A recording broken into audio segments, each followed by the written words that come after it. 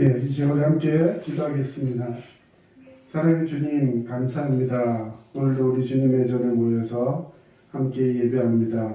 주님 기뻐하시는 거룩한 산제사, 하나님께서 우리와 함께 하시는 놀라운 축제의 자리 될 수 있도록 주님 인도하여 주시옵소서. 아멘. 늘 감사드리며 예수님의 귀하신 이름으로 기도합니다. 아멘. 예, 이 시간에 함께 찬양하겠습니다. 우리 보좌 앞에 모였네. 그리고 또 우리를 사용하셔서 두 곡 찬양하겠습니다.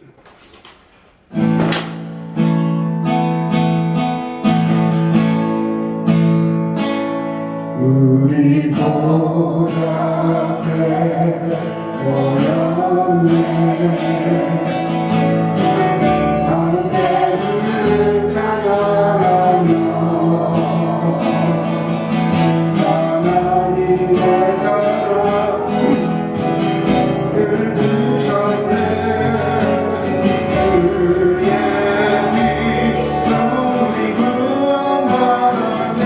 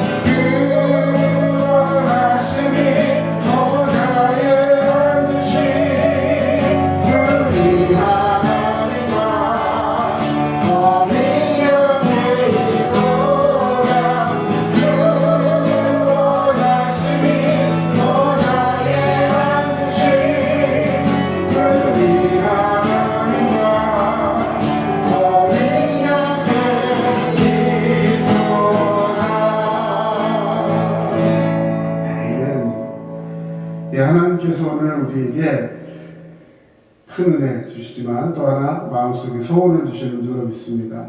그 소원을 소망이라 표현하고 또 하나님이 우리에게 주신 소명이라고 표현할 수 있습니다. 그래서 오늘은 하나님께서 우리에게 주신 소명 생각하면서 우리가 그 소명, 소원으로, 꿈으로 주님 앞에 받겠습니다. 이런 고백으로 함께 찬양하기 바랍니다. 우리에게 소원이 하나입니다. 우리에게 소원이 하나이네. 주님 다시 오신 그날까지 내 가슴에 새긴 주의 십자가 사랑 나의 교회를 사랑해 하네.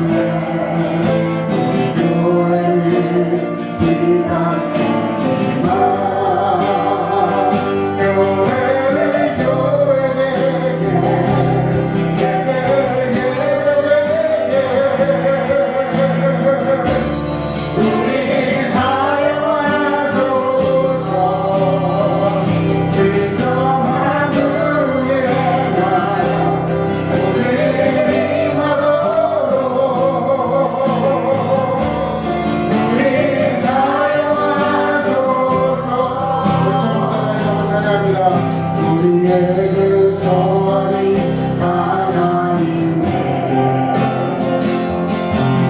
주님 다시 오실 그날까지 내 가슴에 새긴 그 십자가 사랑 내 교회를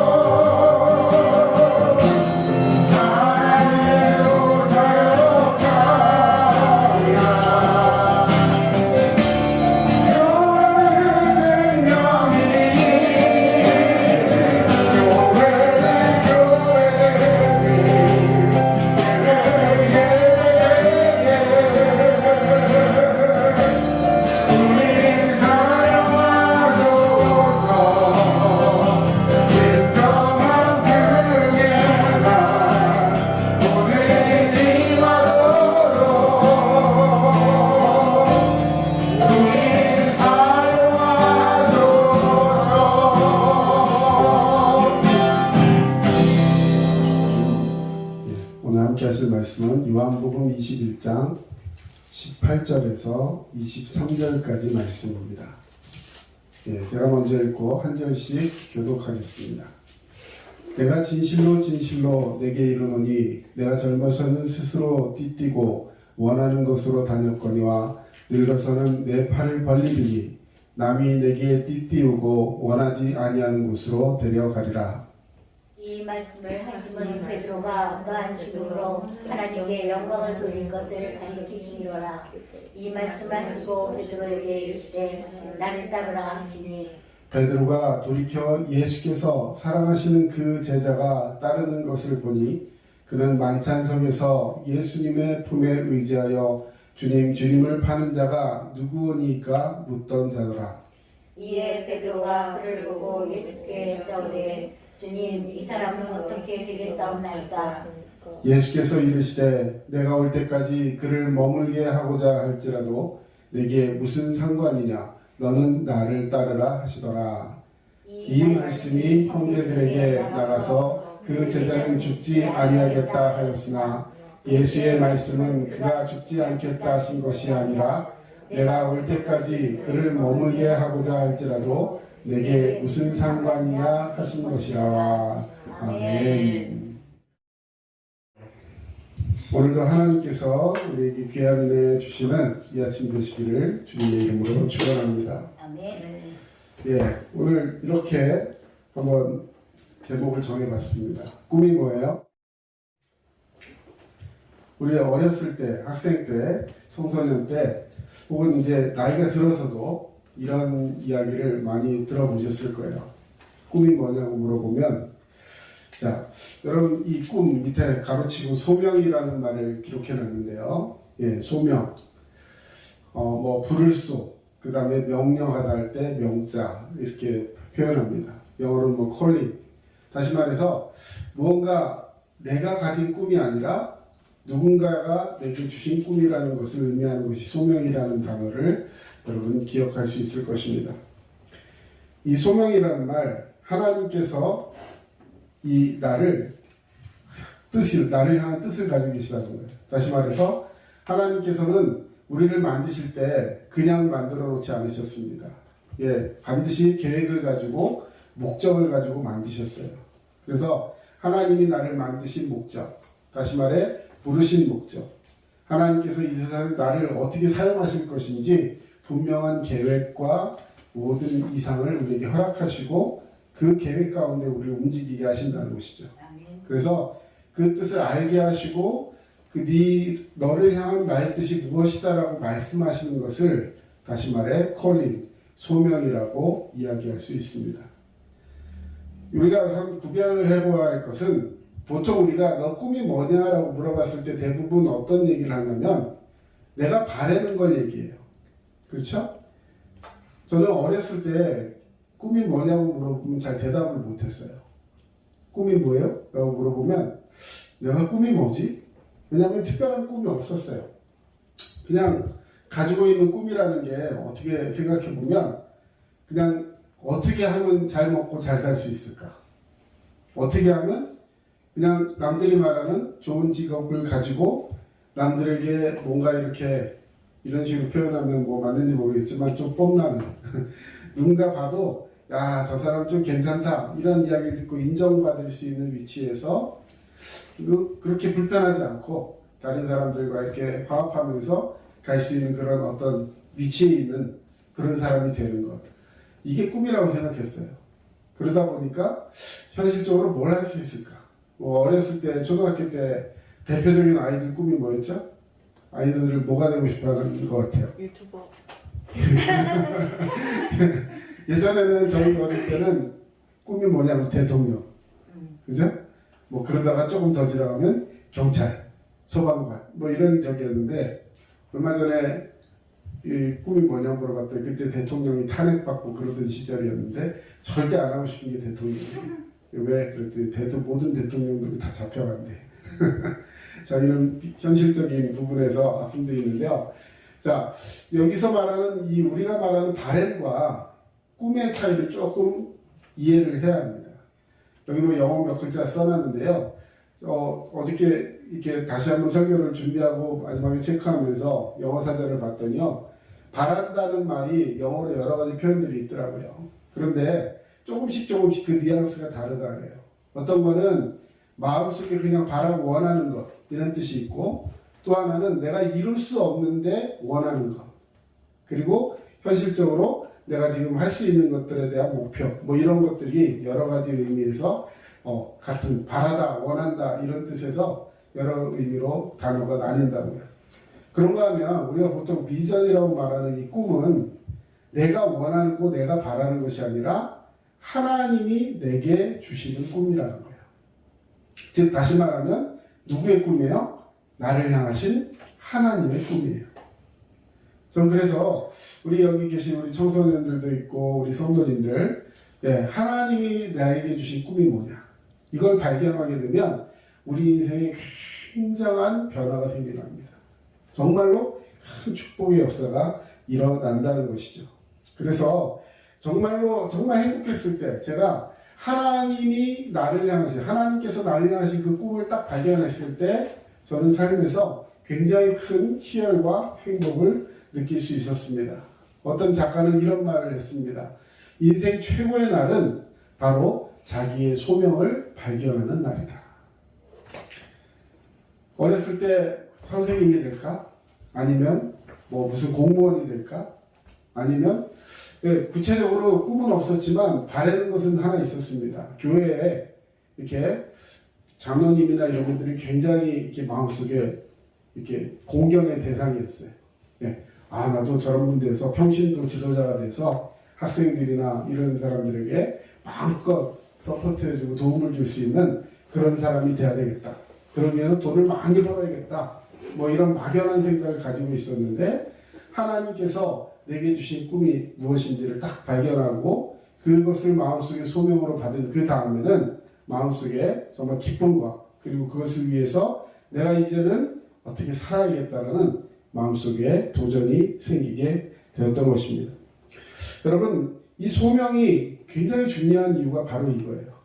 오늘날 많은 그리스도인들이 이 소명, 자기를 향한 이 소명을 발견하지 못하기 때문에 막연하게 내가 바라는 것이 꿈인 것처럼 생각하면서 이것도 해보려고 그러고 저것도 해보려고 그러고 그러면서 거기에서 이 갈급함이 채워지지 않을 때 마음속에 많이 방황하고 힘들어하며 상대적으로 저 사람은 저렇게 하는데 왜 나는 이럴까? 이런 마음속에 우울해지고 나약해지는 그런 모습들을 많이 발견하게 됩니다. 사랑하는 성도 여러분, 하나님께서 오늘 우리에게 주신 이 꿈이 무엇인지를 알고 그 꿈을 누리며 살아가는 저와 여러분 되시기를 주의 이름으로 축원합니다. 아멘. 자, 오늘 본문에 가장 중요한 단어가 뭐냐면 아까 여기 그림으로 하나 보여드렸었는데 자, 여기 밑에 뭐라고 써있죠? 제일 밑에 영어로 follow me, 나를 따르라.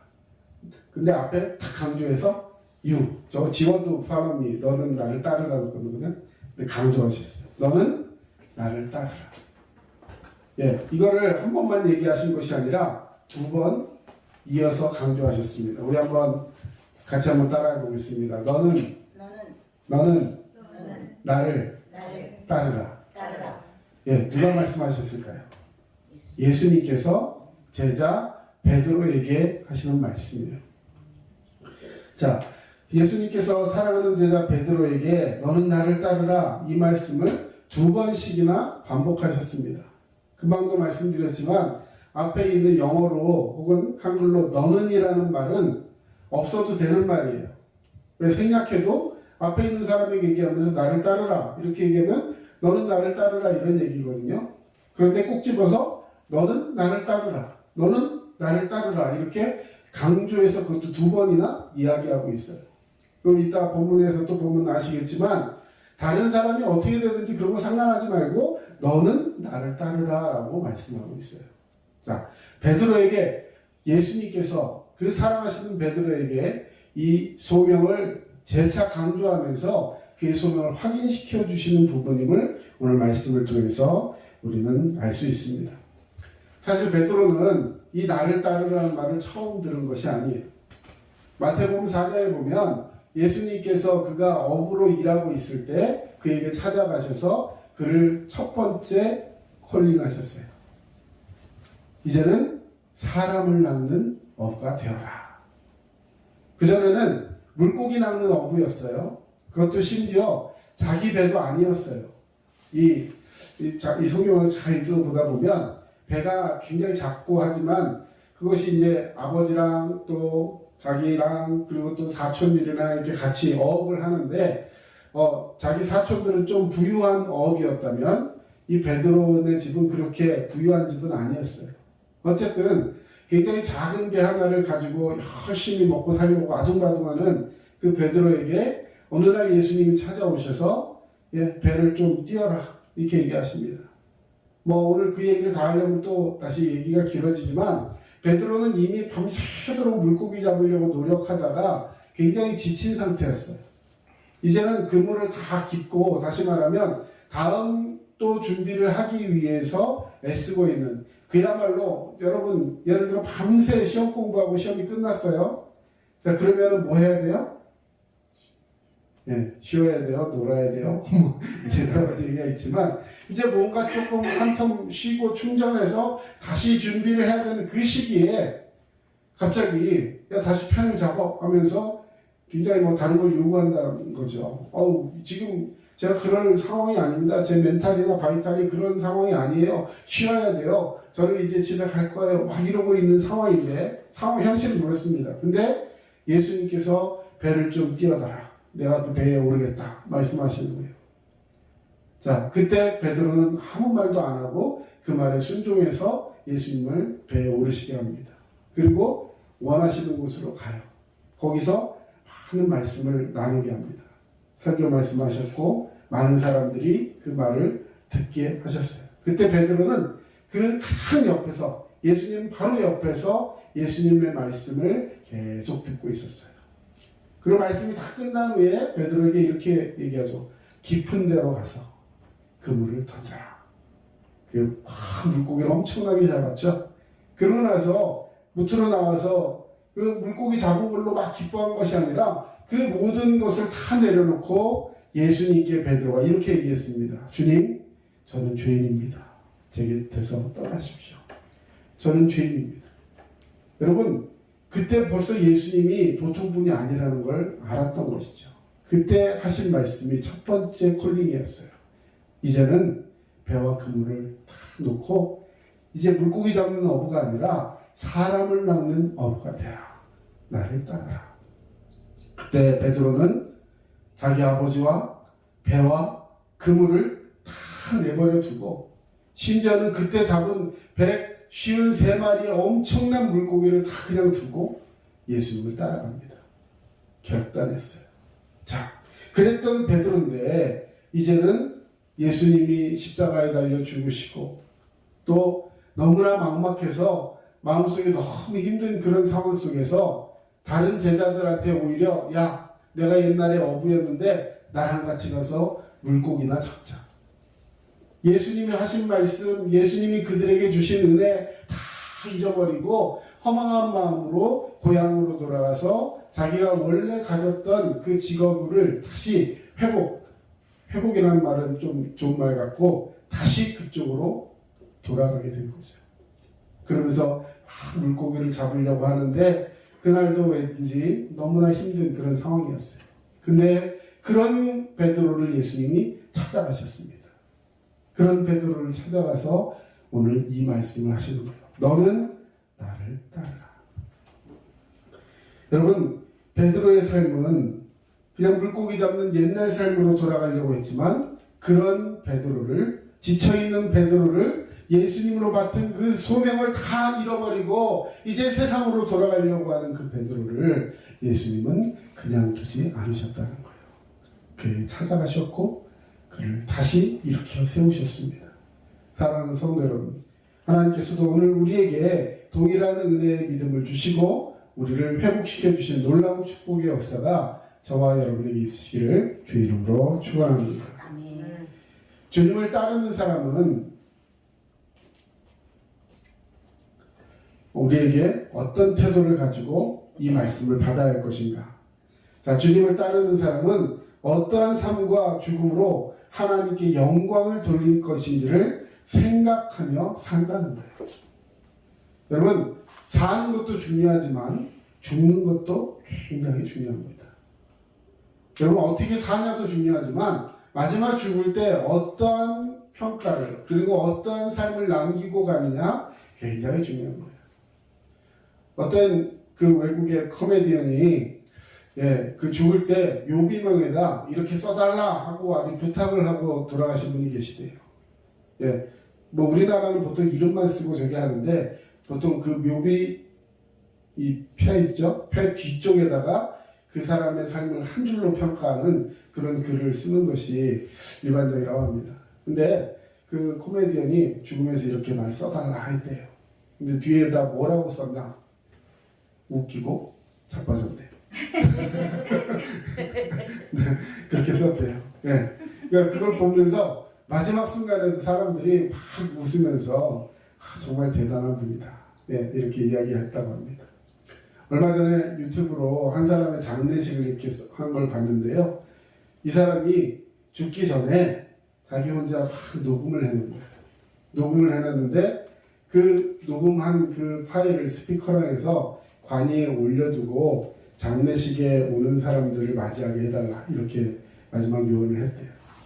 이제 입관을 하고 그 장례식장에서 관을 탁 내려놓고 땅속에다 이제 묻기 직전에 탁 넣어놓고 그 이제 틀었어요.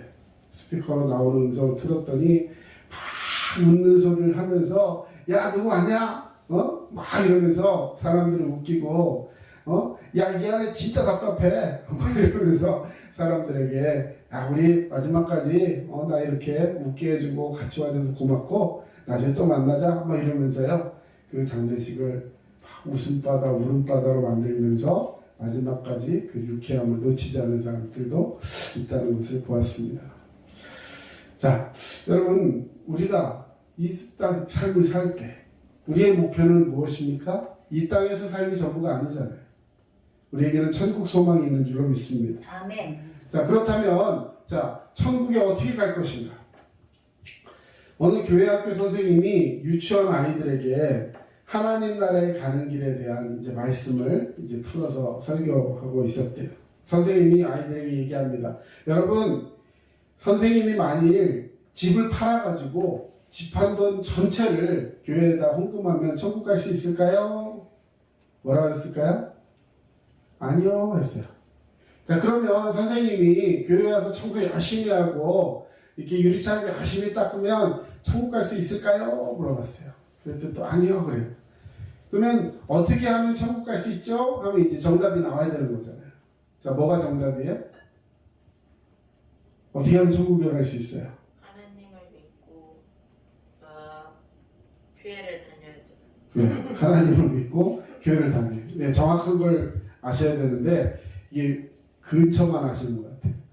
자, 근데 그 대답 한 5살짜리 애가 대답을 하는데 대답이 기가 막혔어요. 선생님, 일단 죽어야 돼요.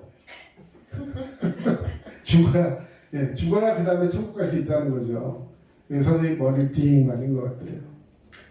여러분, 천국은 하나님의 은혜로 가는 곳입니다. 믿으십니까? 예, 에베소서 2장 8절 9절 말씀 우리 같이 한번 읽어봅시다. 너희는 그 은혜에 의하여 믿음으로 말미암아 구원을 받았으니 이것은 너희에게서 난 것이 아니요 하나님의 선물이라. 행위에서 난 것이 아니니 이는 누구든지 자랑하지 못하게 함이라. 아멘. 여러분, 구원을 받는 유일한 방법은 하나님의 은혜를 받는 거예요. 구원은 하나님이 주신 은혜, 선물이에요. 내가 무언가를 해갖고 받는 것이 아니라 하나님이 내게 주신 은혜를 받아들이는 거예요. 자, 선물을 받았을 때 가장 합당한 그 선물 주신 분에게 가장 좋은 대접을 하는 방법은 무엇일까요? 선물에 대한 값을 치르는 것일까요? 굉장히 무례한 행동입니다. 예를 들어서 정말 생각해서 그에게 선물을 다 주었어요. 그랬더니 이 사람이 어쩔 줄 몰라 하면서 어휴 너무 감사합니다. 얼마 드리면 될까요? 만약에 이렇게 하면 그 선물 주는 사람한테 그건 예의가 아니죠. 그렇죠? 예. 내가 이렇게 널 생각하는 마음으로 이렇게 했는데 이걸 값을 매겨서 그 값어치 환산해서 나한테 돌려주려고 이래? 이건 태도가 아닌 거예요. 물론 하나님께서 우리를 구원하신 이 구원은 우리가 무엇을 해서 행위에서 난 것이 아니다. 다시 말해 내가 어떤 걸 했어도 그것을 받을 수 있는 것이 아니기 때문에 나는 갚을 수 없는 거예요. 갚을 수 없는 은혜로 구원을 받게 된 줄로 믿습니다. 그래서 그건 자랑할 것이 아니라 감사해야 하는 거예요. 감사해야 하는 거예요. 그런데 그 전제가 뭐냐? 먼저 죽어야 된다는 거예요. 조지 뮬러라는 사람이 엄청난 일들을 했어요. 5만 번 기도응답의 비밀 이런 책도 있지만 고아원에서 아이들을 키우고 그 아이들을 대한 복지 사업을 하면서 정말 엄청난 많은 일들을 했습니다. 나중에 유명해져서 기자들이 찾아와가지고 질문을 했어요. 어떻게 하면 그렇게 하실 수 있습니까? 비결이 뭡니까? 라고 했을 때 그는 이런 대답을 했다고 합니다. 먼저 죽어야 합니다. 내가 뭔가를 잘 해야겠다는 그 삶에서도 죽어야 되고 다른 사람들의 평판을 기대하는 삶에서도 죽어야 하고 내가 이걸 해서 무언가를 남길 수 있을까라는 그 염려에서도 죽어야 하고 모든 걸 다 죽고 그리고 예수님이 나를 어떻게 바라보고 계실까? 하나님이라면 지금 이런 나를 어떻게 평가하실 것인가라는 것에 대한 두려운 마음을 가지고 오늘 하루를 살게 되었더니 지금 오늘 이 자리에 있었습니다. 여러분, 우리는 세상을 두려워하는 자가 아니라 하나님을 두려워하는 자가 되어야 하는 줄로 믿습니다. 아멘. 정말 분명한 것은 바로 하나님이 나와 함께 하신다는 거예요. 자, 18절 말씀. 내가 진실로 진실로 내게 이르노니 네가 젊어서는 스스로 띠뛰고 원하는 곳으로 다녔거니와 늙어서는 내 팔을 벌리리니 남이 내게 띠띠우고 원하지 아니하는 곳으로 데려가리라. 자, 베드로에게 주님이 하신 예언이에요. 주님께서 이 말씀하심은 베드로가 어떠한 죽음을 당할 것인지 미리 보여주시는 것입니다. 베드로는 실제로 예수님의 이 말씀에 순종해서 그가 하나님의 자녀로서 예수님의 제자로서 사도로서의 그 삶을 살아가면서 마지막에 순교의 삶을 선택합니다. 결과적으로 예수님이 십자가에 달리셨던 것처럼 베드로도 나중에 결국에는 십자가 형벌을 받는데 그가 오히려 이렇게 얘기했다 그래요. 나는 예수님처럼 똑같이 그렇게 십자가형을 당할 수 없습니다 하면서 거꾸로 십자가에 달리는 형벌을 받았다. 이런 전생들이 있어요. 어쨌든 늙어서는 네 팔을 남이 벌려준다는 거예요. 그리고 띠를 띄운다, 묶는다. 결국은 그러한 죽음을 당할 것이다라는 것을 예언을 한 것이죠. 다시 말해 베드로의 죽음은 열심히 사역하다가 나중에 자연스럽게 죽은 것이 아니라 순교의 삶을 살게 되었다는 것을 말하고 있습니다. 이 순교는 하나님께 영광이 된다는 점에서 최고의 가치와 의미를 지닌다고 말할 수 있습니다. 여기서 우리는 주님을 따르는 사람은 어떠한 삶과 죽음으로 하나님께 영광을 돌릴 것인가를 생각하고 선택하며 순간순간 살아야 한다는 거예요. 물론 모든 사람이 다 순교하는 건 아니에요. 그러나 삶의 현장에서 순교하는 마음으로 희생하고 섬기는 각오를 하면서 먼저 주님을 생각하고 하나님께서 내게 원하시는 것을 생각하고 한 걸음 한 걸음 나가는 것, 이것이 바로 순교자의 자세이고 하나님 그런 우리에게 우리의 삶을 계획하신 그 계획대로 우리 이끌어 나가게 되시는 줄로 믿습니다. 사도 바울은 갈라디아서 2장 20절에 이런 말씀을 주셨어요. 저는 이 말씀을 마음속에 소명으로 받았습니다. 하나님께서 저를 세우시고 죄종으로 부르실 때 이 말씀을 주셨어요. 정말 감정이 오는 것처럼 이 말씀을 받았어요. 여러분도 그 하나님의 말씀을 생각하면서 한번 같이 읽어보기를 원합니다. 시작. 내가 그리스도와 함께 십자가에 못 박혔나니 그런즉 이제는 내가 사는 것이 아니요 오직 내 안에 그리스도께서 사시는 것이라. 이제 내가 육체 가운데 사는 것은 나를 사랑하사 나를 위하여 자기 자신을 버리신 하나님의 아들을 믿는 믿음 안에서 사는 것이라. 아멘. 삶의 이유를 말씀해 주셨어요. 물론 중학교 때 3학년 때 수련회에서 은혜 받으면서 하나님 앞에 주님 원하시는 그 종의 길을 걷겠습니다. 소명을 받았어요. 그러나 그것이 뭐 무슨 것인지도 모르고 막 은혜 받아가지고 그냥 막 손들고 하는 것인 줄 알았어요.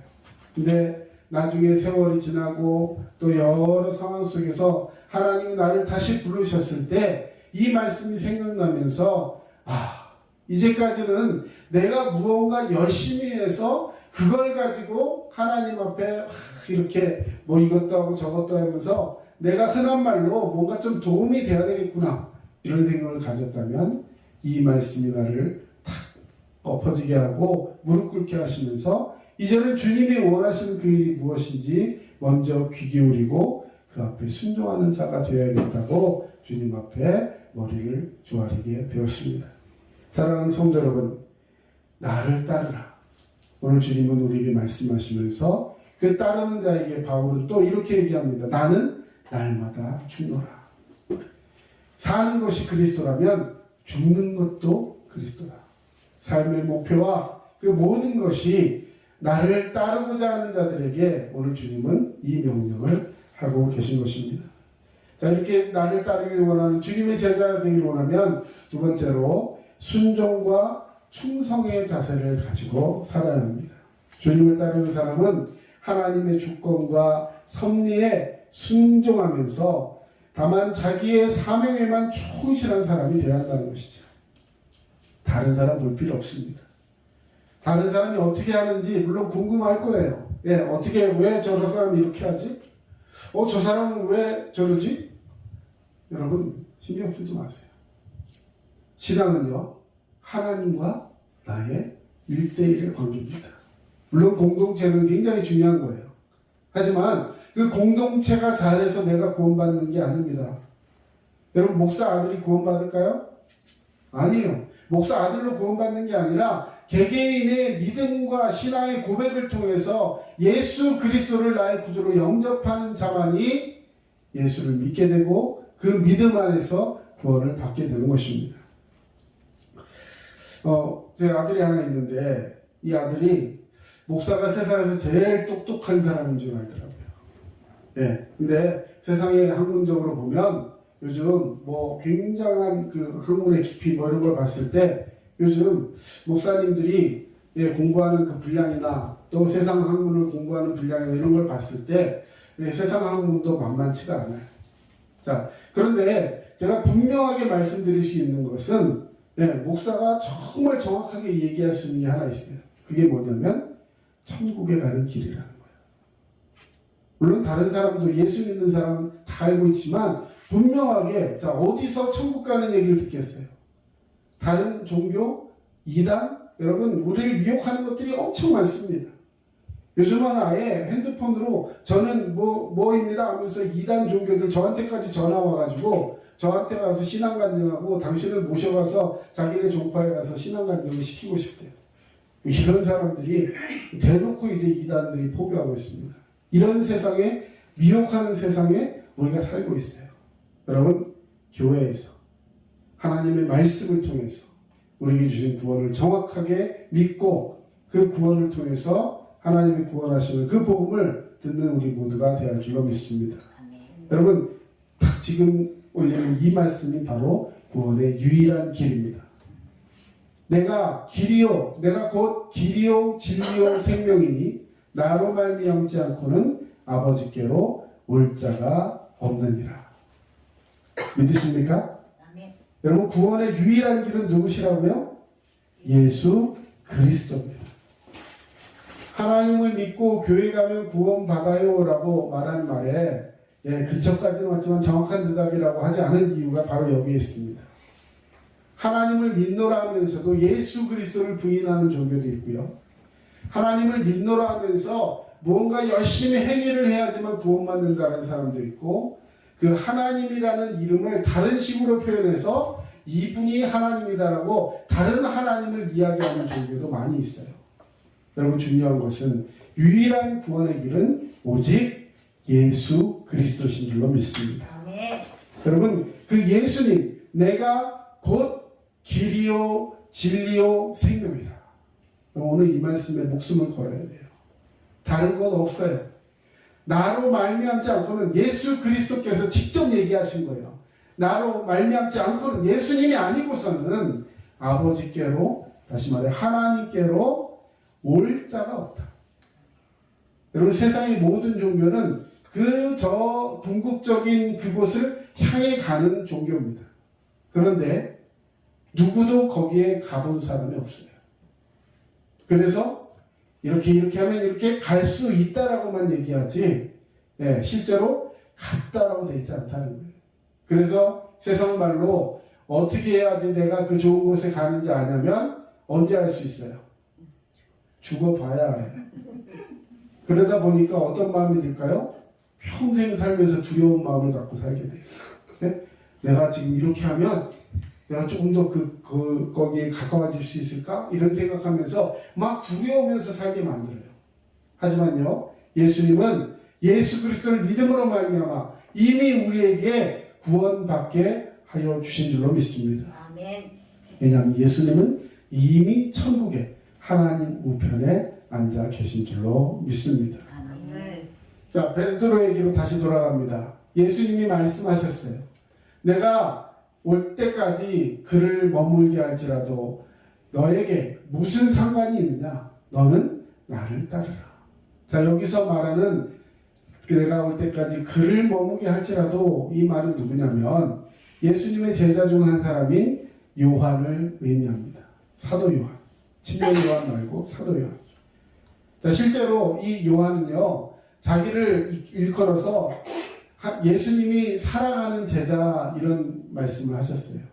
굉장히 많이 사랑을 받았고 예수님 주에 만찬할 때도 옆에 다 앉아갖고 예수님을 팔 사람이 누구죠? 하면서 옆에서 이런 표현만 하지만 여러분 예수님 옆에 있는 그런 제자였어요. 너무 예수님을 사랑했어요. 실제로. 근데 다른 모든 제자는 나중에 그 기독교 전승을 보면요, 거의 다 순교의 삶을 선택했다고 말하면 뭐하고 순교를 당해요. 예수님, 베드로도 십자가에 달려 죽고 도마도 죽고 많은 제자들이 처음에는 막 예수님 부인하고 도망가고 베드로랑 같이 물고기 잡으러 가고 실망하고 좌절하고 막 그런 삶을 살았지만 나중에 가서 결국에는 예수님 다시 만나고 오순절 다락방에서 성령의 침례를 받고 나서는 그들이 변화됩니다. 그러고 나서는 생명 걸고 복음을 전해요. 내가 하나님을 좋게 하랴 아니면 사람들을 좋게 하랴. 나는 하나님의 말씀을 증거하다가 돌을 맞아 죽어도 상관이 없다. 그러면서 다 하나님 말씀을 증거. 그러면서 순교의 삶을 살았어요. 그런데 오늘 여기 나오는 요한은요, 끝까지 예수님을 부인하지 않고 말씀을 기록하면서 예수님과 있었던 이야기, 예수님이 하신 말씀 이런 것들을 기록하는 은사를 받았어요. 나중에는 반모섬이라는 섬에 유배되어 간 외딴 섬에 무인도에서 이 형량을 말하자면 유배를 당했는데 거기서 있으면서도요, 이렇게 생활용품 같은 게 필요하잖아요. 우리식으로 얘기하면 휴지 같은 게 필요하니까 밖에서 이렇게 넣어주는 걸 뭐라 그러죠? 사식. 예, 먹는 건 사식이고 하여튼 그런 걸 넣어주는 거예요. 그때 예를 들어서 무슨 휴지라든지 종이라든지 이런 걸 넣어주면 어떻게 썼는지 모르겠지만 보이지 않는 뭘 그걸 썼는지 어떻게 썼는지 모르겠지만 하여튼 거기에다가 주님이 주신 말씀들을 다 기록했어요. 그게 요한계시록이에요. 그 사도 요한은 결국에는 그 반모섬이라는 곳에서 병들고 늙어서 죽게 됩니다.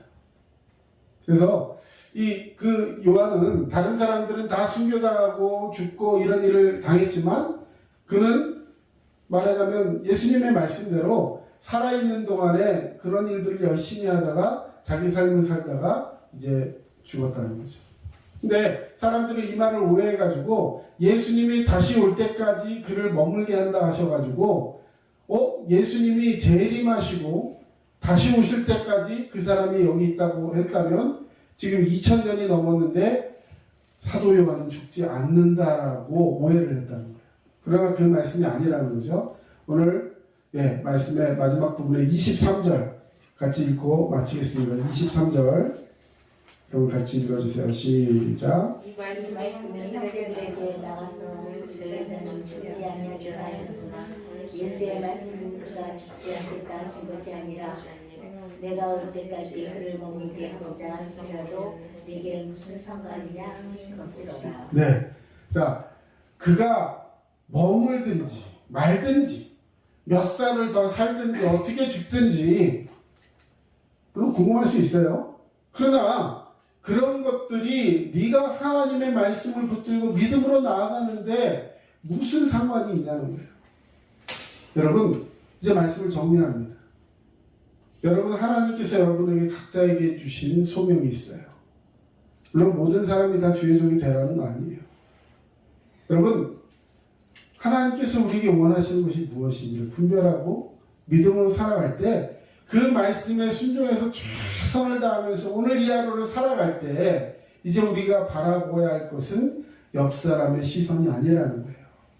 주변의 모습이 아니라는 겁니다. 주님만을 바라보고 믿음으로 나아가면서 묵묵히 주님이 주신 그 길을 걸어갈 때 잘했다 칭찬해 주시면서 마지막 날에 함께 그 즐거움에 참여하는 주님의 종이 되는 것을 기억하시고 오늘도 승리하는 저와 여러분 되시기를 주의 이름으로 축원합니다. 아멘. 사랑의 주님 감사합니다.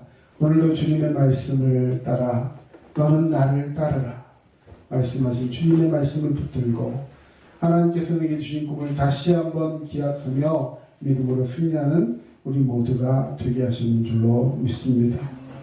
주님 너무나도 연약해져 있고 나태해져 있고 하나님 말씀에 따라 나아가지 못했던 저의 모습을 이제 용서해 주시고 우리로 주님 주신 이 소명의 말씀을 붙들고 회복되기를 원합니다. 네가 나를 사랑하느냐 베드로에게 이 말씀을 3번 물으시고 그에게 내 양을 치라, 내 양을 먹이라, 내 양을 붙들고 하나님이 원하신 그 사역 앞에 순종하며 너는 나를 따르라 하신 주님, 오늘 이 말씀을 붙들고 앞으로 주님께서 나를 어떻게 사용하시든지 그 말씀을 믿고 순종하며 오늘 하루 최선을 다할 수 있는 믿음의 사람들 되게 하여 주시옵소서. 지금은 우리 주 예수 그리스도의 은혜와 하나님 아버지의 크신 사랑하심과 성령님의 도우심과 위로교통 충만하심이 주의 말씀 붙들고 살아가기를 원하는 모든 주의 백성들 머리 위에 이제로부터 영원토록 함께 하시만을 간절히 축원하옵나이다. 아멘.